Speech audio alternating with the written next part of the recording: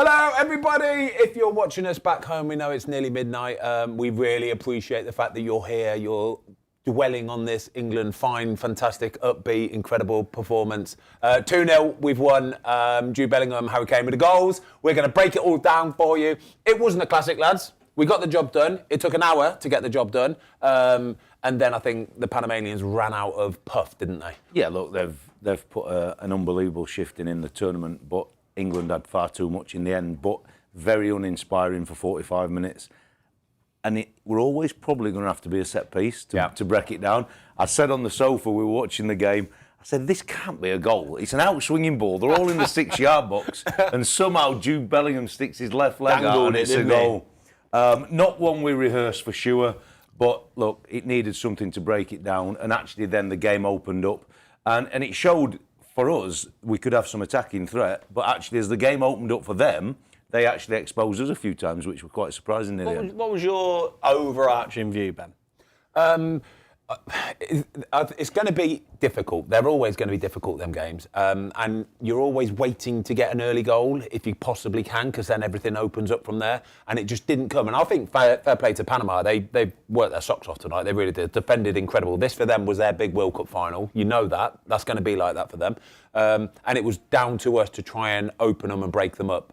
And yet again, I think it's just exposed the fact that we haven't really got many of them that are able to pick pockets and do something brilliant, because we've tried Saka and Rashford on tonight. Saka was a little bit anonymous to me. Rashford looked a little bit livelier, like he had more chances. Maybe the play was over his side a bit more. But nobody with a bit of individual brilliance to take somebody on, beat a man and maybe score a wonder goal. I have to tell you, the disappointing thing for me is that for 2 games running, up until probably the 60th minute, everybody in comms is just waxing lyrical about the opposition's managers. They've been brilliant. They've set themselves up perfectly well, and you kind of think, great, like, another underdog kind of story. Why aren't we doing more and putting them to bed? And I don't know. It's a little bit underwhelming. It was a little bit underwhelming. Yeah, no, I think so. But we said when we were watching the game, look, we've been in and around England, so we've both been fortunate to do that. But putting an England shirt on in a major tournament can be a really heavy thing on your shoulders. Yeah. And it looked like a couple of them lads were feeling that weight of expectation. And I thought Rashford really put a shift in. They come out with some comments and stats on the telly. He'd lost it so many times. Saka had lost it so many times. But that's actually because they're trying to do what we wanted them to do, and that's to try and beat players. I did think he was so desperate to get an assist or a goal. He kept going and he kept going and he kept going. But ultimately, the question I would have to you guys, because I think Rashford did as much as he could have done without any final impact.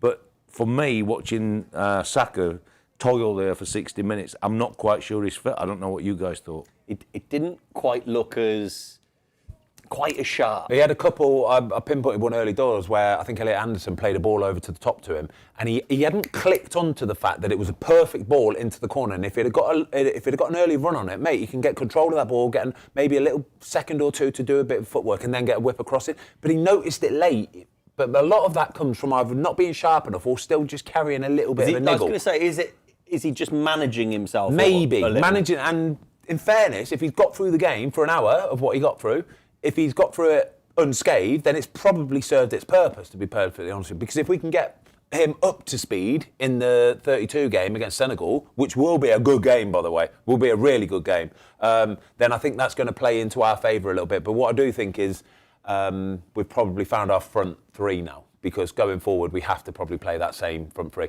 However, I will say that I think Harry Kane gets very frustrated playing with Marcus Rashford. Very, very frustrated. Yeah, he looked that tonight, and I would agree with you. But I still think, if you think about the teams who have gone through, we spoke about it pre-show, Norway, how many changes did you say? 9 or 10 changes. Yeah. I think there was 10, but they know they're getting through to that stage. And I'm really a little bit perturbed as to why our talisman and the real one we're going to rely on for 8 games Harry Kane's still on in that game. What did I say? As soon as we were watching it, he brought him off with 10 minutes left. Yeah, he brought him and Elliot Anderson off with 10 minutes. Get him off as soon as when it was 2-0, that water break, as soon as they went to that water break, they brought Jude Bellingham off there. He should have brought them two off as well. Save him a little bit. For everybody at home, like I said, we know it is... Oh, it's gone midnight now. We appreciate you watching so much. We need your help as well. We love when you get your questions in, yeah? Get your questions in. Ask us what you think of this, that, or whatever, and we'll try our darndest to answer them for you, okay? We really do appreciate the fact that you're up at midnight watching us, yeah? It's massive for us. Got a couple of questions that come in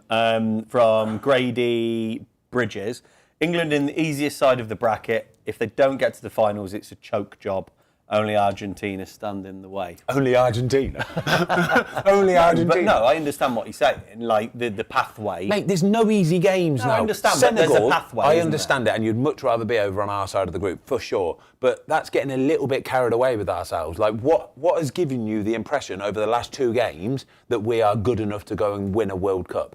Right? Do you know what I mean? What has given us that impression? Why are we on our high horse so much? Yeah, I understand that. And we, like, said off camera, we said if it's... Is it 100% Senegal? Senegal or Congo? Congo could potentially get in there. Yeah. Senegal, you look at that. Mate, they've obviously friendly, but they've beat us in the last year, yes. haven't they? Yeah. And mate, you do think... Mate, all of the teams now, like, honestly, we've watched so many games this World Cup, haven't we? And I'm watching them thinking, mate, there'd be a problem. Ecuador, there'd be a problem. Colombia, there'd be a massive problem. Like, there's so many teams where I'm thinking, wouldn't fancy playing them. I really wouldn't. No, look, I'd expect us to win, depending on who that is, for sure, even though it wouldn't be an easy game. My fear is Mexico beating Ecuador, and we have to travel to Mexico in that. Oh, that'd be horrible. Last 16 game. That would be horrible. Altitude, and the weather Mexico. next week as well. We're in New York at the minute, everybody, and it's been quite mild, hasn't it, for New York standards over the last few days. Tonight, for example, it was like, I think they were playing in 24 degrees or something. It was raining, so it's nice and cool. But next week, the weather gets balmy. Yeah. It gets like mid-30s it gets to, doesn't it? I don't even know what it's going to get down to in Mexico, but here in New York, it gets up to mid-30s. 38, it's getting up. That's what I mean. Next week, yeah. That's going to be brutal, that is, trying to play football in that. Sorry, mate. I've got another question. S Milk 2, which you also picked up on. I know the game is pretty much done, but why is Henderson coming on instead of Mainu for the last 5 minutes? I totally agree. I totally agree. We know what we're going to get with Jordan Henderson. If we had to, it's not a worry, but maybe in Tommy Tuchel's defence or in his head, if he has to make a choice between who would start a game out of Jordan Henderson and Kobbie Mainoo, maybe his decision's already made that he would start Jordan Henderson. Maybe that's what he's got in his head. So it just probably shows you where Kobbie Mainoo sits in the pecking list, really. Do you really think so? I really do, yeah. What about you, Watto? I'm not sure. Look, I think Henderson's done phenomenal, had an amazing career, and all of the England players now speak so highly of him. But that's why I don't feel as though we needed to put him on as a sub, because Henderson's got the love of the group, the management. He's been in these situations. I think Mainoo, to keep him on side, give him an extra cap, give him a World Cup appearance. I think you're going to annoy him a bit there. Yeah, I think that will annoy him. Yeah. Exactly. So that's why why would you outwardly go and try and annoy someone? The only reason could be is if you don't trust him enough to put him in there. You know, if we had big couple of injuries there to, I don't know, one of Declan Rice or Elliot Anderson, who would be the next in line? I know, I agree. I just think when you're playing the better teams, when you look at what Mainoo is and how he plays and how he can get us up the pitch and how cool he is, you know, under pressure, mate, I just think, why aren't we? You need legs in there when the big games come and the pitch is open and it's a bit of basketball type style when the game's wide open. And he's proved he can do it for England in a major tournament. Because he was class in the Euros. I'm surprised. Rice has sat on a yellow card, so he's never coming on. So it's an opportunity, an easy one, to give him a. Can we talk about the shape for a minute? Like going with the 2 10s. Yeah. Do you think that was because Rodgers obviously coming in didn't have a lot to do, did he? It was 4-1-4-1 is what it was. You had the line of 4 behind Harry Kane, and it was just so congested. There was too many people in there, because like we were saying, weren't we, Harry Kane just loves to drop in there, and it just makes it impossible, and it made it impossible for Morgan Rodgers to get onto the ball, really. So he drifted through the game, really, which was a massive opportunity to go and do a bit. So I don't know really what to do with that formation, though. Do you know what I mean? Because if Harry Kane's, called for it, didn't you? Harry Kane's always going to do that, whoever's in there is going to find it difficult. I just think that's where you need the playmaker, because when Kane drops into that pocket, them 2 10s need to be working in them kind of actions. We spoke about how high Nico O'Reilly was in that left back position. So you're already filled in that point, and it got Rashford to be really free on the left-hand side, and that's probably why he had so many dribbles. I think from my perspective, and I wouldn't wish ill on Konza, he looks like he's rolled his ankle quite badly, and he could have done his ligaments there for sure. But I feel as though we just played nothing in that position tonight. So maybe that works in our favour, whether it's Spence or I called for a winger. But when you're going into the knockout stages, you probably need maybe a little bit more defensive mindset. Do you reckon we've gone into tonight with the instructions of it's going to all go down the left? We need everything really properly going through the left here, because I agree with you where it felt like Quanza's job tonight was to just sort of stay there. Yeah. Don't go overlapping. Don't get too carried away. If Saka gets a bit of time, let him go and do what he needs to do. But everything else, Nico, you get the ball. And anytime I watch Nico O'Reilly, anytime he got the ball, he would play it into midfield and then just follow it. He'd follow his pass every single time. I think Rashford played really, really wide on the touchline, certainly on that side. And I think really Quanza just played in behind Saka. Yeah. If the play were developing down that side, especially early in the game, we looked to try and get a switch out quickly and get Saka isolated in that position. But other than that, he just held a position to defend. So what were we doing? So obviously in possession, O'Reilly left the defence. We played like a 3, didn't we? But in terms of like trying to pin down that position, he was almost like a kind of roaming free role, wasn't he? If he'd had a Man City shirt on today, you'd have known no different. He were really free, filling the spaces, filling the line, giving you numbers in the line.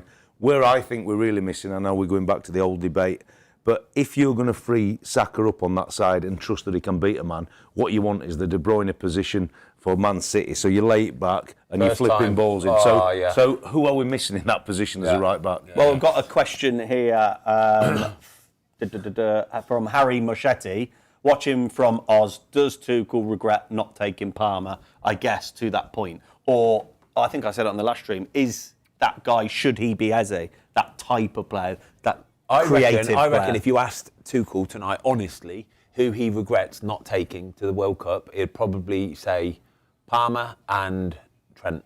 I think they would be the two players he would straight away go, I probably should have taken them. Yeah, I mean, we've constantly talked about Maguire. Yeah. I think all three of us are on board with he should have gone. Yeah. But in terms of nothing's been glaring so far, because the opposition we've come up against, nothing's been glaringly needing. But from a creative, for Harry Maguire, but we are lacking, like what I said there, that ball back to the edge of the box and somebody who can step onto it with real quality and wrap it round there, whip it. Yeah, it's asking for a Trent. I think we'd been speaking prior to the tournament, and then as the tournament started, and last show we were really, really worried about Reece James doing 8 games. Yeah. Unfortunately, all our fears come to fruition. But like, if this would have been Gareth Southgate, who got knighted for his job with England over the last 8-10 years, and he would have made the decision not to take an established right back, when you know that Reece James' his injury record is not great, and his playing time over the last 4 or 5 years, we looked at it, is not great. I think it's a monumental error. He's getting hammered for it. If it's Southgate, he's getting hammered. Hammered if it's Gareth Southgate. And I think from the technical staff and the medical staff between them, knowing Reece James's last few seasons and his injury record, they made a monumental error. Well, let's look just quickly, Ben. So the last 7 seasons in which he's been a first-team player for Chelsea, he is played, not started, played in 59% of Premier League games. Played in 59, yeah. And you've got to remember as well, the first couple seasons, he played most of the games. It was like 30, 34 or something like that. So it's really the last 4 or 5 years we're looking at, where I bet you it would be a much lower figure than that as well. I think before this season, it was 16 games this last season, 10 games the previous season. I agree with what I said, where he was talking there about the medical staff and everybody behind the scenes. You've got to be, like, in big decisions, big moments, right? Like picking your England squad. You've got to have some big, brave boys that are willing to stick their head up and go, hang on a minute. Like, are we honestly going to rely on Reece James to start every single game for us? What is giving you the impression that his body's going to be able to cope with that? And this is where you need strong people behind the scenes. Sure. You need strong medical staff to go, boss, like, he won't be able to do it. It's proven. He won't be able to do it. And it just stinks a little bit that nobody's probably had the bit about them to go and say anything. Especially when, okay, I totally agree, but then you throw into the mix when Tino Livramento goes home, right? And then another centre-back comes out. And already we're playing a centre-back at right-back. And at what point in that meeting is one of his assistants going, hang on a sec? Because Reece James came out in the press, I think, just before the World Cup and was saying, it's so boring talking about my injuries now. It's so boring. Like it's a complete thing of the past. Well, you go, well, it's not boring. It's more like it's a touchy point for you, mate. Yeah, it probably is boring for him, to be perfectly honest with you. But it's not his fault. It is what it is. He's an injury-prone player. Is he? Why is it? Is it because he's athletic and robust? Because he's quite a robust guy. He is a Ferrari, mate. His muscles are made of Ferrari engine muscles, honestly. And the problem with a Ferrari is that they tend to go wrong every now and then if you don't keep them tuned up all properly. He can go 100 mile an hour and he can bully and he can do this, Strong but boy. you know he's going to break down at certain times.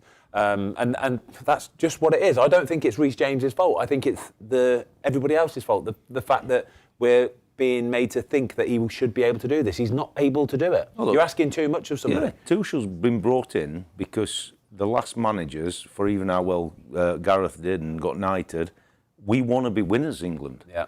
And this is a monumental mistake because the further we go into the tournament, now we're going to be not as balanced as we should be, for sure, with a drop-off in quality, but also the fact that if Reece James can somehow get fit in 2 weeks' time, 2.5 weeks' time, whatever, how the games fall, are you then going to trust him in a quarter-final or a semi-final? Full-blooded quarter-final, to break down again, that's because the work that he's going to be able to get in this next period of time is not going to be enough for that. No, it's not. Can we get some more questions, please? Yeah, sure. Everybody at home, thank you once again. I know it's late. We really but they're all having it. a drink, mate, aren't they? I hope you're all having a drink. They're celebrating. It's Saturday night, early hours, come on. Yeah, I mean, addictive recovery here is said, job done, professional job.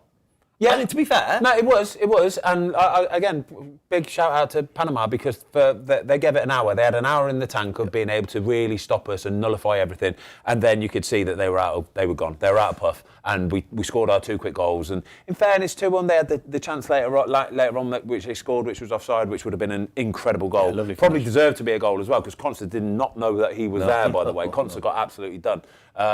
But the only way they were going to score, very similar to Ghana really, was hitting us on the counter-attack. It's just that they probably had more chances to counter-attack than what Ghana did because we were playing much higher up the pitch. Yeah. Chris Timms here. Is that Timsy? Maybe. Rashford, terrible. Gordon, over him every day. I think that's a little harsh. I wouldn't say Rashford terrible. Rashford's frustrating is the word. Rashford is very frustrating.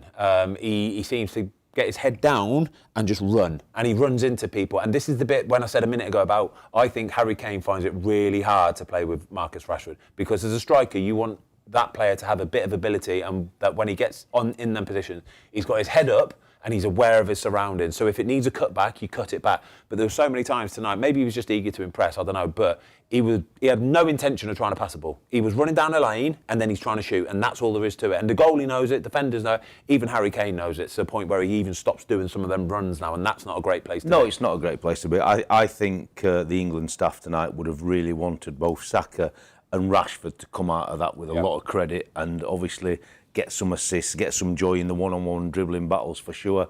I think that Rashford gave his all. I think Kane would be very frustrated with him. I think there were certain moments where he should have lifted his head and found a better action. My thinking going forward is that I'm not sure the manager will trust him against the ball enough, and we might look to play somebody slightly different against the ball. From my observations, is that we've got 3 wide players in Gordon, Madueke, and Rashford that kind of all do a similar type thing. They are pretty head down, and there's a lot of dead end running there, isn't there? But even in fairness, even Saka was a bit like that tonight. The odd time he got in, he was head down, he's just trying to shoot. I mean, he came inside a couple of times, but even then, though, it seemed to be the wrong choice, didn't it? You talk about then the Cole, Palmer, and then you talk about Foden. They're the players that when they step inside, they find a little pass, they find a little combination. They have their head up. They're looking to combine and play. I obviously, look, we've missed a trick there, haven't we? I'm really a little bit concerned, but maybe when the game's more open. But the game were open at points today for both Saka and Rashford after a little action, or Rashford in particular got 1v1. Balls over the top. What about Bellingham? So Bellingham has scored, he's assisted, big game player, and he contributed massively today. Yeah, He gets like the plaudits basically. I don't know if he got the man of match. I'd probably give it to Elliot. I'll give it to Elliot Anderson once again, to be perfectly honest, because he is some sort of a rat. Honestly, he's incredible. Well, we were saying, weren't we, watching the game? Like, obviously, we changed the system a little bit. We got 2 10s, and even on transition moments, he filled the field, even just sitting as 1-6. The beauty of Elliot Anderson is, right, he knows he don't get too excited. He don't get excited in trying to back up play and get right up behind it and be attacking. He knows exactly where he needs to be. He can smell where the ball's going to break down. He can smell where he can see an opposition player sort of like half cheating or half guessing, and he knows it and he nullifies it incredibly well, doesn't he? Yeah, really concentrates all game long. What was the question? What was that original question there? Sorry. Just now, we're talking about Bellingham. Sorry. Oh no, we're talking about Bellingham. But in fairness, Bellingham, right? We need him to score that goal. He scores that goal, and so it's massive for us. I know it's only a little simple hooky hook, but he knows where to be, and he scores the goal and he needs to do. Gets the assist that he needs to go. Didn't have a fantastic game. Didn't really offer much. Didn't do too much. I think we just did enough, didn't we? Yeah, mate, we just did enough. But if I'm Bellingham, I'm happy with my night's work. To be perfectly honest, the tournament started, and yes, we're a bit disappointed with how it's been in terms of for us watching as fans. Yeah. But ultimately, we wanted to win the group. Yeah. Know a certain pathway which we've got. We've won 2 games. We've drawn a game. You take that and move on. If you'd have said genuinely at the start, right, we're going to get 7 out of 9, 7 points. We're going to score 5 goals. Yeah. We're going to concede 1 goal. 6 goals we scored. Sorry, was it 6? Yeah, you'd go, love that. We'll take that. And you'd probably have put it down as a Croatia draw, the first one, and then beat Ghana and beat Panama. And I think we'll grow into the game. Look, players playing for England, I spoke about it at the start of the show, way to the shirt, into a tournament. Look, we've done the job. We've won the group. We've got through.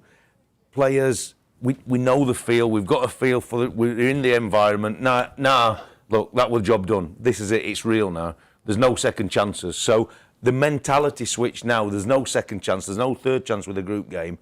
This is it. Are we suited to playing better teams? Yes. We are. And I think we get better performances against better teams as well. I think people up their game a little bit more when, like what I said there, when there's real jeopardy on it, where you know that if you don't win, you're out. I think we'll start to see the best of our big boys. I've only seen Senegal against France, and that's a hard one for them to judge. So ultimately, if it's Congo, they've still got 2 or 3 good players, haven't they? They've got Wissa, Saka, I think is it Tunzabi at centre half as well. They've got 2 or 3 Premier League players or ex-Premier League players in and around it. So nothing's easy. Teams are very much well coached now, but it's England and it's down to the reality of the job. A question for Rand84. We didn't miss Rice. Don't need to play him and Anderson together. Saka needs to be a sub. Problem is Madueke is inconsistent. Totally agree with Madueke. Saka, it seems like they're playing him into fitness. Which is good, I think. And hopefully he'll peak at the right time. What about missing Declan Rice? I mean, we shouldn't have to rely on a defensive midfielder to beat Panama. Yeah, but it's also set pieces, though. Set pieces is fantastic. Even though we did score from the corner, that we should never be scored from an out-swinging corner of that quality. We should never do that. But I think that's what he offers us as well. He offers us as leadership. And I know he's been quiet this tournament, I do. But I think when you come up against better teams, you have to start with... Let's see, won't we? Him and Elliot Anderson have to start. The corners was interesting because Anderson from the one side noticeably floatier, weren't they? Noticeably floatier. The quality of the pace were different. I just think when you look at that team now, ultimately we've got to play Spence as an out-and-out fullback because then they can be progressive, and maybe then we need the 2 6s because we want that box with the 2 centre halves and have that block of solidarity in the middle, and your fullbacks have to be more expansive, and maybe Spence is fit enough to be able to do that role, and O'Reilly on the left, so we'll have that nice tight box in the middle of the pitch. But ultimately, sometimes we're going to have to change and get the better players on in the forward areas, and I thought tonight Anderson did superb just in a holding role as a 6, and ultimately Rice could probably do that, but I think Anderson's a little bit more dynamic. I think next week, whoever it is, Senegal, for example, it will be the back 4 will be what finished tonight, basically. Jed Spence, them 2, and then Nico O'Reilly at left back. Tom Paxton, saw you boys at Central Park today. Good to see you lot. Didn't have the facilities for the bike ride, I'm afraid. That means he had a few beers last night, then, is what that means. Or not a bike. Or not a bike. Well, He look, could have got a city he's bike. got two choices, isn't he? Don't drink as much beer or drink as much as we do, or I do, and get on a city bike. And get on an electric city bike, Watto. Yeah, The only problem exactly. with them city bikes is, you know what? It racks up the charges, by the way. The electric ones, I think, are double the price of the manual ones. Are they? Yeah, I think they're double Okay. the price. Oh, But they are worth it. I had a big bill after our trip this morning, but ultimately, you know, the legs are fine tonight. Yeah, you got Watto. We have got William Heath. Rogers did himself no favours. Looked like he couldn't be bothered the whole game. I think he just got lost. It was so hard for him. was He so lost in there. congested. But you lost in there with some big players and big personality who want to get on the ball. And I think he's shrank a little bit, if that makes sense. You know what I mean? I think he was probably overawed by bigger names alongside him, and they took more of the limelight and more of the ball. And he didn't really offer anything, did he? Okay, shall we? We'll go back to a couple more questions, but can we just have a moment where we talk about Harry Kane now? So Yes, quickly, the quiz as well. We've got the quiz coming up Yeah, of in course, a bit. yeah. Don't forget the quiz. As always, Luke's got another belter for us tonight. Stay tuned for that. It's coming very soon. Harry Kane, go. Harry Kane, 82 goals in 117 for England. Most goals ever for England. Most World Cup goals ever for England. Most tournament goals ever for England. He will end up having the most appearances ever for England. Yeah. Is he our greatest ever footballer? Yes. Yeah, Simple as that. Not a debate. not necessarily footballer. It is for me. Goal scorer. He's our best ever goal scorer. Yeah, he's not a best ever footballer. No chance. But you know when Messi did the 4 years ago, everybody have always had the debate, but when he finally won the World Cup, the debate finished. Done. I think if Harry Kane can captain England to a World Cup win, he is the greatest England player of all Greatest time. England player. Yes, I that agree. point. Yeah. Hypothetically, just very, very hypothetically, very quickly, if Portugal won the World Cup and Ronaldo scored 5 goals in the tournament, is the conversation back on? Not No, what I've seen this Not tournament. from what I I've agree. seen this tournament either. Performances matter, yeah, and Like- Messi is leading his team every single minute of every single game. So you're having Harry Kane as the greatest England player? No, goal scorer. goal scorer. Goal scorer. Okay. The greatest English greatest ever player, probably Paul Gascoigne. Player, like actual ability, footballer, technique-wise. We're in a World Cup final, right? And you've got prime Rooney Yeah. or prime Harry Kane. Who are you taking? Harry Kane. Yeah? Yeah. Just because he's more likely to... Yeah, he's got just slightly more strings to his bow and more lethal finishing than Wayne Rooney. I would play Wayne Rooney in a 10 behind Harry Kane every day of the week, by the way.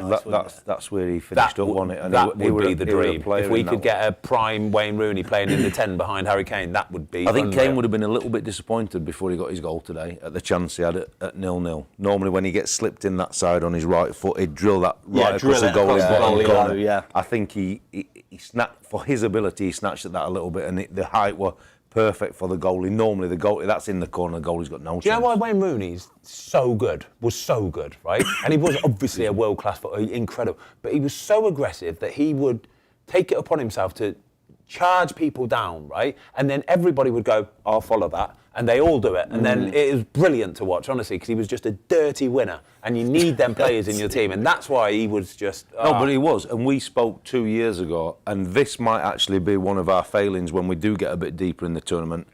And Harry Kane is a phenomenal footballer, and we're just alluding he could be the greatest of all time if we were fortunate enough to lift that trophy.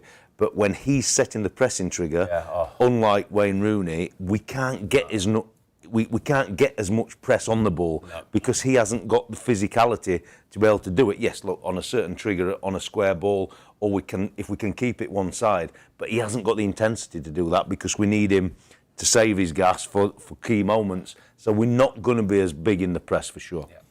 Confirmed, Scotland are going home. Croatia win has eliminated Scotland.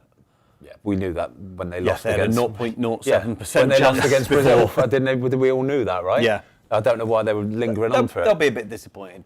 They I will, think the Morocco game was the one where maybe they should have had more of a go. Stepped onto the front foot. We spoke about it the other day, didn't we? They didn't give it a try, No, did they? I do feel bad for them, but they could have done a bit more. But I think the way that the World Cup's ended for them when they finished against Brazil, 3 or 4 days ago, and you've had to wait to this point. Yeah. Very difficult for players, coaches, staff. Ultimately, they've had a couple of days recovery, and even yesterday and today, that have been training like they're thinking there's the potential of a game. So, like, the way it's all fallen for them has been very, very difficult. And to go out like this. Like everybody's really forgot about them, you know what I mean? Well, not only that, you've got to think of the fans as well. The fans would have spent an awful lot of money to come out here, right? And they'd have booked hotels for this length of time and flights for this sort of time and this whatever. And especially after winning that first game as well. And now all things change. Plans have changed. They're either going home or they're going to have to go, right, we're just going to have to just love New York for a little bit. Big shout out to Scotty, one of our guys that we work with. He said he was mid-game booking it, wasn't he? He was just gauging the result and then he was going to be booking his flights. Yeah. But should we have a little chat about, so if we are playing Senegal, like hand on heart, will the Senegalese be looking at England going, oh no, we didn't want to get them? Or will they just be, like we've got rose-tinted glasses on, haven't we? But surely, like, really I'd be looking at them and go, take, I guess, reputation out of it, and I don't think they'd be too scared of us, would they? I think it's a game they would look forward to. I think they would have been expecting more out of the tournament themselves than potentially finishing third for us to play them. I think they're a better team than what they've showed. And I think now, as we're hoping with England, I think every team that gets through the group, you get better, you get better, you get better. And in a one-off game, the weight of the Senegal shirt might not weigh as heavy as what an England shirt does on them, and they could be a little bit freer in performance. Yeah, it's, I like that question of what they're going to be thinking. And I like I said, I don't think they've probably watched our last two games and gone, yeah. Are they going to? Right. You're looking at, like, they've obviously got Ismail Assar, right, and he's their guy. One of their guys. They've got a few good players. Yeah. But what do you think? How do you think they'll like set up against it? Do you think they'll be like looking at today and going, if we hit them quick on the break, we could be counter-attack is going to be there. I don't think they'll play a 5 though. No. I think they'll stick to a 4, and I think they'll try and get some bodies up with the counter-attacks. And I think, look, ultimately, when you're the underdog in any form of sport, it's a great opportunity. And within their camp and for their fan base, there's nothing, is there? England are expected to go deep into the tournament. Senegal, if it is Senegal or Congo, can go into that game, and Congo probably even more so if it's them, with no fear. There will be a well-coached team, set up slightly defensive, and the deeper the game goes and the pressure becomes on England, whether it's Senegal or Congo, that's when the mistake might just come, and away they go, and whatever. We spoke about Ghana. Ultimately, if that's a knockout game and the referee sends him off and gives a penalty, it's job done. We're done. And it's moments, and sport is all about fine margins. Well, it's going to be some cracking games. We've got a couple of questions come in, and they're actually linked to each other. Blazed Ray says, do England have the best midfield in the world? Anderson, Rice and Bellingham, can't think of a better 3. And then Liam, straight after, Liam Sir 6246 says, Portugal have a much more attacking and direct midfield with Bruno, Vitinha and Neves. Yes, ours are the back 3. Theirs are the front 3, if that makes sense. They're different parts of the pitch, pretty much, aren't they? They're front sort of midfielders, aren't they? Like back in the day, there would have been AMC under their name. Champ Man. Yeah, on Champ Man, it would have been AMC, whereas ours would be DMC. I would worry playing against them. They'd just pop us off the park, wouldn't they? I think we're a little bit more solid, aren't we? And that's the difference. We're aiming to be a little bit more solid. I think some midfield in this tournament, some individual players who have grouped together are better individually, but we're trying to be solid as that unit. Are we like this World Cup? You look at the players that we have left at home, and are we a practical team now? I don't know if we are right now. I don't even know if we're that at the minute. Well, no, but we're not a flair team. No, that's what I mean. I don't even know if we're fully practical though, because we're lopsided. We've watched a lot of football this tournament, haven't we? I mean, we've sat and watched a lot of football. And we're England fans, and we're diehard fans, and we're going to be right to the very end, and we're hoping it's really successful. But we've never got out of the seats watching the games doing these shows, and we've watched some other teams, and we've gone, you don't want to face them, that's proper. Spain got going, France for sure, Argentina. Netherlands look like they've got the dream ticket. I mean, Brazil, wow. I think what I'm saying, right? This is like... We could come up with if we do get Senegal and beat Senegal, and then it's likely it might be Mexico. Mexico is horrible, mate. So it's only Mexico and France have got 9 out of 9 points. But then after that, like, anybody can beat anybody. I genuinely believe it. We're at a stage now in football where it is so good and so competitive and fit that anyone in that last 8 probably, or 16, can beat anyone. Does the whole world kind of not know what we know? So the whole world kind of has us down as like third favourites. But like when I look at it, I think I'd put Luke, have a little look 6 on or 7 teams ahead Have a little of us. look on Odds Checker or something and see what the World Cup betting odds are quickly. Yeah, to win it. Like, I'd be really see where intrigued. England are. If we're in the top I'd 4, be I'd be amazed really if surprised. we're You know, in the if you top could three. put a poll out to all the managers who are left out in this tournament, who have watched as many games as us and probably a lot more in depth, some of them because of potential pathways, if they said, right, where do you rank England, as in where do you think they'll get? If we said there's 10 teams left, where you put them, I don't think anybody has us as third favourites. No chance. Why didn't you just set up a little WhatsApp group with all the managers and ask them in a poll? It would be an amazing thing to do. They're all going to obviously put England first because they're going to be scared of us. A poll or a poll? We do this every time. What is it? A poll. A poll? A poll. Not Graham Poll? Graham Poll. He was Graham Poll. Was it? What's it saying? We've got the odds here. Lukey boys come out. Who's favourite? France, surely. Oh gosh, this is done in a very strange format, which I don't really understand. Yeah, France favourites, and then it's France, Argentina, Spain. Argentina, We are Spain, fourth England. favourites. Still fourth? Yeah. So we're Mate, Brazil, like 7.5 we to are 1. like, we're like 7 to 1 basically. Brazil is 12 to 1, Watto. Portugal about 10 to 1-ish.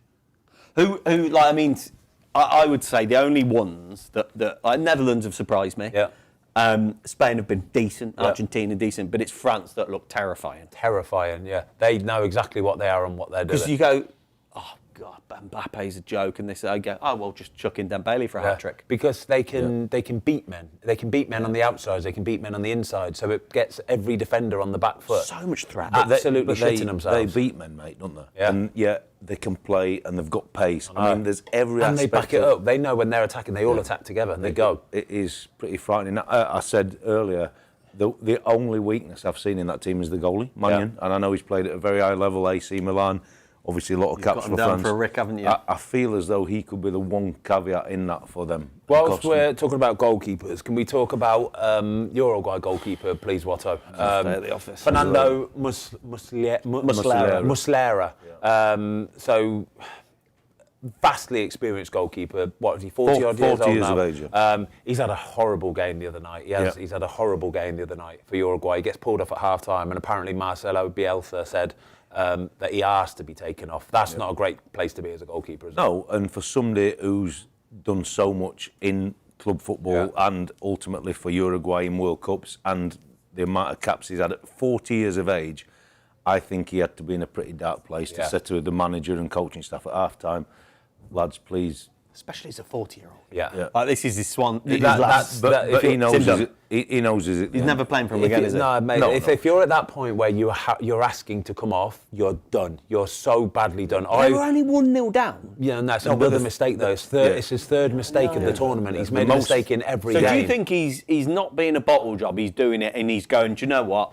I'm doing this for my team. We've all been there. We've all been there, right? Where you make a mistake in the first half, and even once you've made the mistake, all you're thinking of, I don't want to be here. I want to get away from here as quickly as I can. If the earth could open up a hole and I could just fall down it, that would be fantastic. But what I'm saying is, though, is he doing this from not a selfish perspective, but a self-preservation? It's everything, the whole thing. But is he looking at it for the team and going, I'm letting these boys down? That's exactly what it is. He knows he's letting the team down. He's letting the country down.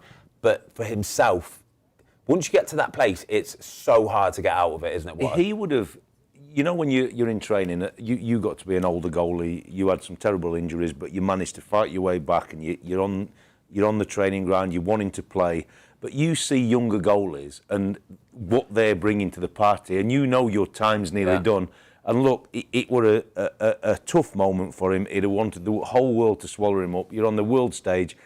He didn't want to be there, but he knows there are probably guys behind him. He's seen them train day in, day out, thinking, they've gone with my experience here, but I'm actually costing us. Yeah. A really brave decision. Very unfortunate for him to end like that. If I'm honest, like, you wouldn't want that.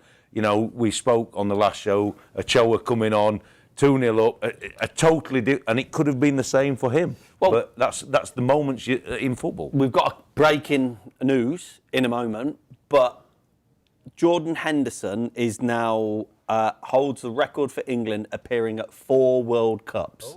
Now, literally with that Ochoa sentiment in mind, is he going a bit of stat pad in here where he's gone, there's 8 minutes left, let's give him his appearance now and then that's his number done. And I don't think Tommy Tuchel. No, I don't. Getting that deep in it. No. I'm going to be really honest with you. I don't think Tommy T knew anything about it. No chance. I honestly, Not that guy, is he? No chance. Not if England are trying to win a World Cup, mate. We're not about that. The Ochoa situation was totally different, unique. The manager's been there. Everybody knew the situation. I don't see this at all with him. And I don't think Tommy Tuchel does much about sentiment. What's the breaking news? Breaking news. Now. Breaking news. Scotland's men's head coach Steve Clarke has stepped down from his role. Yeah, I could see that coming as well. I think his interviewed after the Brazil game, I think knew all you needed to know, really. It did not go down well with the Scottish fans. Not one little bit. They weren't happy with it. They were not happy. At least come out and, thank the fans, tell everybody how much of an amazing occasion. He didn't do any of that. He just stormed off, basically. And you knew then, anyway, the writing was on the wall. Right, we've got a quiz coming up in a moment, but one more little bit of GK chat. Big upset with Ecuador beating Germany. I don't think it was a big upset when you watch the game. We were watching it in the pub, weren't we? And Ecuador are decent. Yeah. On paper, I guess I'm looking at history a bit. Honestly, they're very, very decent. Yeah. What was the question? Sorry. Manuel Neuer. Yes. The winning goal. So the 2-1 winning goal. He's gone to just catch it. Someone's nicked in, poked it in, and then he's done a post-matcher. And what did he say, Watto? He said, I'm really pissed with the comments. The questions and comments. Questions. If you'd been a goalie, you'd been in there, you'd know this environment and all them kind of things. But I said to you, look, is Manuel wrong? It's age catching up with you a little bit, and he's probably a millisecond slow and they poke in. But actually, I don't really blame him. They lose a first contact, but there's one of the guys drops in at the back post to stand on the line. It looks to me on a zonal setup that he should actually go the other way to the 6-yard box, and the guy who pokes it out of Neuer's hands is offside. So is he a bit slower than he expected? Yes, but the guy dropping in plays him onside.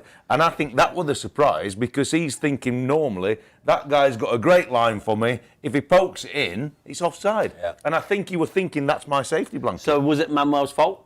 No. Or could he just done something slightly different? Look, he could have reacted a millisecond quicker, but I think the setup with what they had has cost him, because he's not, normally he's big, brave, and he flies out the traps. But when you've got a setup and you've worked it, when that guy pokes it in, you're just expecting offside. But when you turn around to his right, after he's rolled about, he sees the guy on the line, he's thinking, nah, I'm in trouble. I'm with Manuel Neuer, mate. Show the man some damn respect. Exactly. Yeah? We're talking about Manuel frickin' Neuer. I'm not saying it. Honestly, who do these guys think they are, mate? If Manuel says he can do nothing about it, I back him, mate. 1 million percent. Manuel can do whatever he wants. Whatever he wants, mate. It's Manuel Neuer. Exactly. All right, I think we've done the majority of the questions. We're going to get Lukey Boy in for the quizzle. I think we should. What time are we on? 19:40, which means that it's 12:40 at home. If any of you are still awake, well done. We're proud of you. We have got a world-class quiz coming your way. 10 minutes, and then you can go to bed. No, I would suggest get off the big drinks, get on the shorter stuff, and really enjoy it. You know what I'm looking forward to? Luke's dad, Kurt, has been firing in question of the day. He has. And he's not let us down yet because they've been belters. So, Kurt, it better be another good one. Is Kurt going to be still up just to watch this? He's just sent me a selfie. Look, there they are. Mate, they're all still up there. Having a party. Yeah, he's at Bags' house. Go on, Bagsy. Barbecue. Well, they've been having They're still going. They're definitely play to them. I love that. I love that. Very good. All right, come on then, Lukey boy. What are we saying? ready to go. Yeah, we are. What's the scores? The overall 2-1. 2-1-0.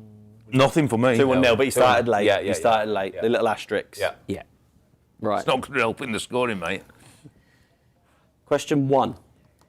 How many World Cup finals have been decided by penalties? 2. 4. No. 1. All back in. 3. Boom. Had to be, didn't it? I mean, it had to be. Hey, Tom, let's not. Napping. I was napping. I'm saying I was napping. It's not midnight here. Yeah, I know, yeah. Bloody hell, wake up, mate. I know, that was horrible, wasn't it? There's only one more answer. There's one. There's a number between 2 and 4. Yeah, there it is. Watto's on it. Come on. Watto's on it. Good start, Watto. Thank you so much. Question 2. Theo Hernandez and what French striker scored in France's 2-0 World Cup semi-final win over Morocco in 2022? Can you ask the question again, please? Theo Hernandez and what French striker scored in France's 2-0 win? No. Can I answer that? No, French striker. You both said it, yeah. I went Gier. No, he said, come on, he answered it. That's an answer. What Can was it a striker? French striker? A French striker. I'm going to go Benzema. No. All back in. I only know 2 French strikers. Who are they then? Don't try and trick me into saying something. That's naughty, Watto. Oh my gosh. A striker. Yep, a French striker. In what year? 2022. The semi-finals, World Cup semi-finals. Griezmann. No. Oh, well done, Watto. He's not a striker, is he? But 5, 4, 3, Mateta. 2, 1. Randall Kolo Muani. Muani. Naughty. Getting a call up anytime soon, is he? we're getting some good questions though. The testers. That was That was a tester. in the final. Was that the Emi Emi Martinez Martinez save? leg from save, Kolo yeah. Muani? It was. Yeah. Career path, question 3. I've played for Bayern Munich, Bayer Leverkusen loan, Real Madrid.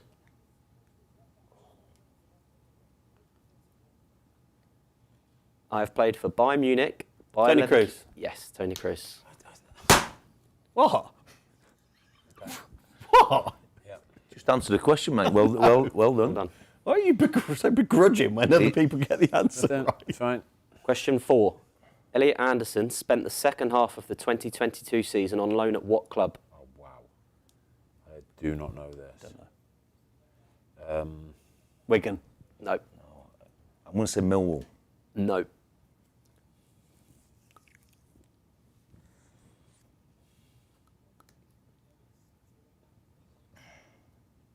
Five, 4, 3, Birmingham City. 2, 1. No. Do Wheel back in. you want to come back in? Yeah. You can have a guess. Definitely. I'm going to go Barnsley. No. Sheffield United. No. Wouldn't have been Sunderland, would it? Is that You your got That's answer. my answer, yeah. No. Bristol on. Rovers. Bristol Rovers. Yeah. Just trying to think regionally. Bristol Rovers. Wow. Luke took me in there a bit. I was looking at his eyes and I'm thinking he's tempting me in to go for my hometown club, you know what I mean? I just felt that you thought like you... Barnsley. Yeah. You do, I think you do a Barnsley I would have known. question. Yeah, I did I'll too, think yeah. about a Barnsley Get him question one in for there. you. Thank you so much, mate. No worries. Question 5. Spain and what other team have kept the most clean sheets so far in this tournament? France. No. Mexico. Yes, Mexico. Is that 1-1-1?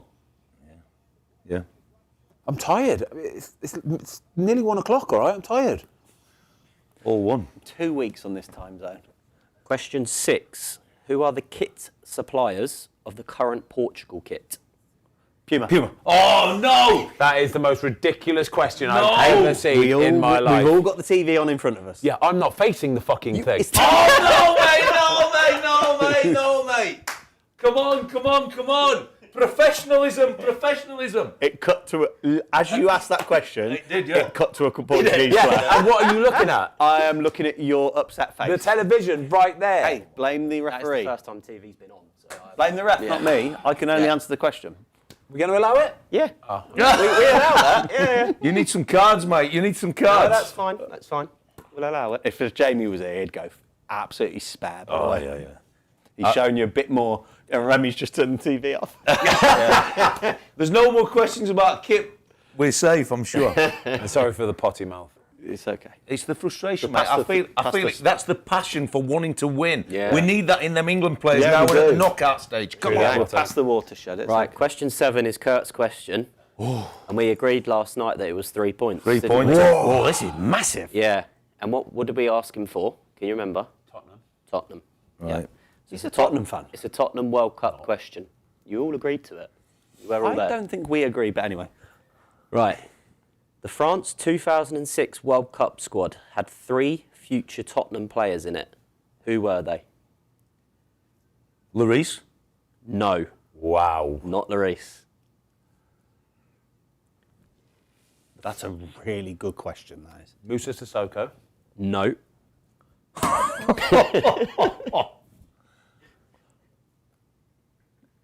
William Gallas. William Gallas, 1 point. All back in.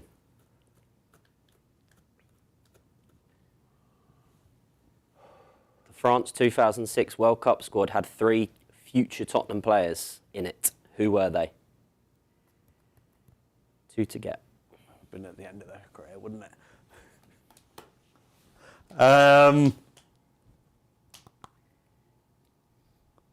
Frenchman. Do you want some more time?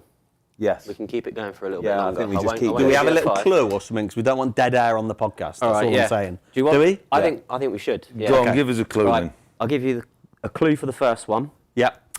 Also played for Fulham. Steve Malbrandt. No. Good guess though. Sahar.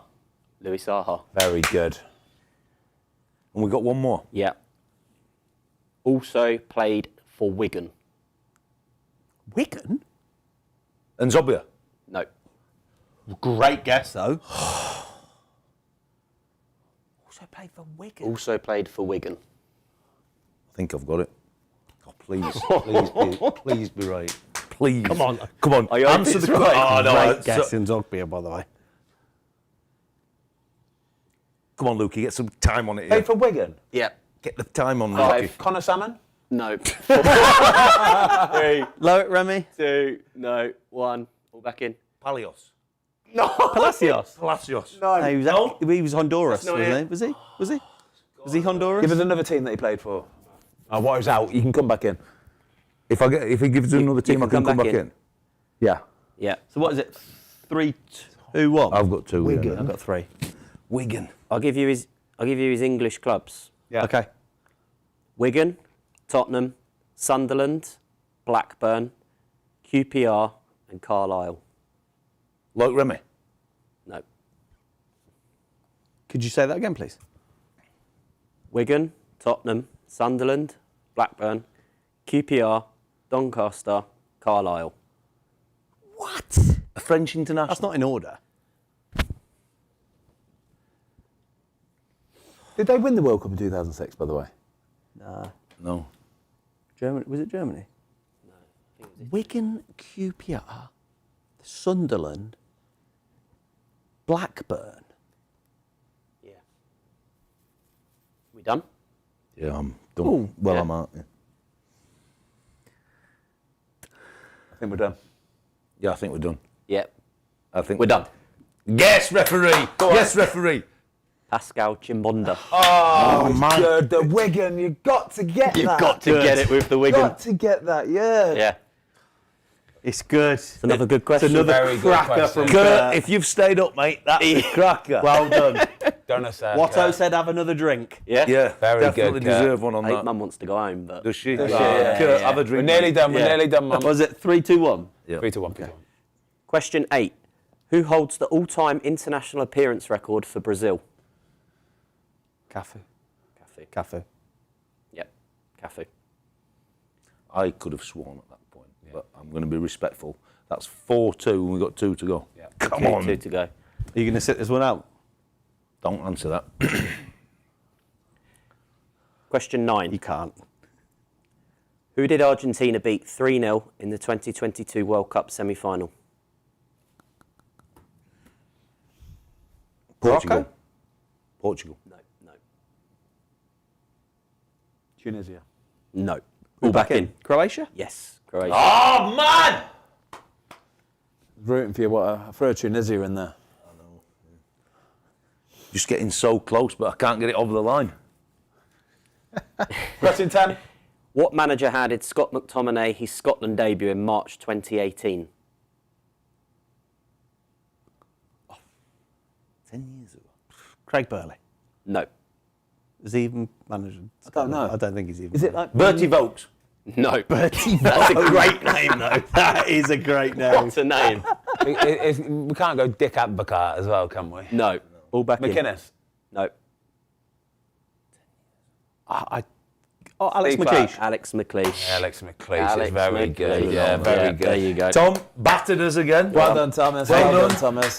Great quiz. Well Yeah, done. well Really done. good quiz. Well as done. per usual. Brilliant, Luke. Keep up the good work, Kurt. One every quiz is perfect for What do you want next? 4 points. We need, no, 10-pointer we need, a 10-pointer.